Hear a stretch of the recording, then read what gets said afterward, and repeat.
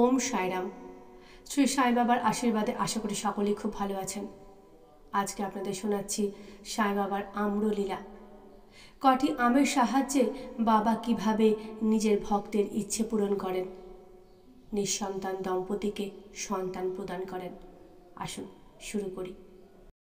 একবার গোয়ার এক মামলাদার, নাম রালে শাস্ত্রী, সামার নামে প্রায় ৩০০টা আমের পার্সেল শিরডি পাঠান।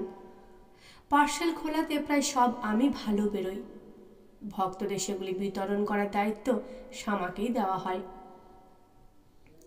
তার মধ্যে থেকে বাবা 4টি আম দামু আন্নার জন্য আলাদা করে বার করে রেখে দেন। দামু আন্নার 3টি স্ত্রী ছিল। অবশ্য দামু আন্না নিজে জানিয়েছেন তার 2টি স্ত্রী ছিল। সন্তানহীন হওয়ার দরুন অনেক জ্যোতিষীদের কাছেই এই সমস্যার সমাধানের খোঁজে তিনি যান। নিজেও জ্যোতিষবিদ্যা চর্চা করে জানতে পারেন যে ওর কুষ্টিতে এক পাপ গ্রহ থাকায় এই জীবনে ওর সন্তান সুখের কোনো সুযোগই নেই। কিন্তু বাবার চরণে তো ওর অবিচল শ্রদ্ধা ছিল। পার্সেল পাওয়ার প্রায় 2 ঘন্টা পর বাবার পুজো অর্চনা করার জন্য উনি মসজিদে আসেন। ওকে দেখে বাবা বলেন, লোকেরা আমের জন্য ঘোরাঘুরি করছে, কিন্তু এগুলি তো দামুর, ওই খাবে আর মরবে।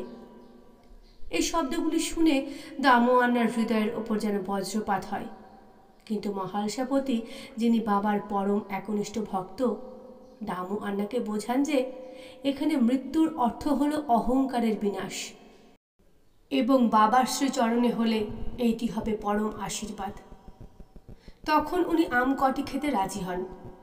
তাতে বাবা বলেন, এগুলো তুমি খেও না, বরং তোমার ছোট বউকে খেতে বলো।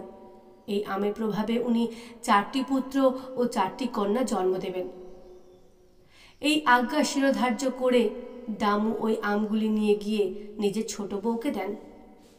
শ্রী সাই বাবার লীলা ধন্য, যিনি ভাগ্যবিধান পাল্টে সন্তান সুখ প্রদান করেন। বাবার কথা সত্য হয়, জ্যোতিষীদের নয়।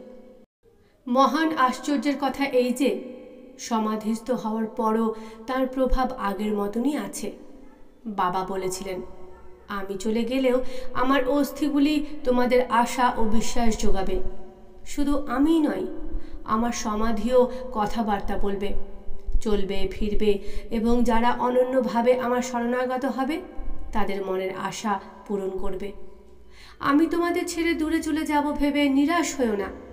আমার অস্থিও ভক্তদের কল্যাণ চিন্তা করবে। হৃদয় দিয়ে আমায় বিশ্বাস করো, তবেই তোমাদের লাভ হবে।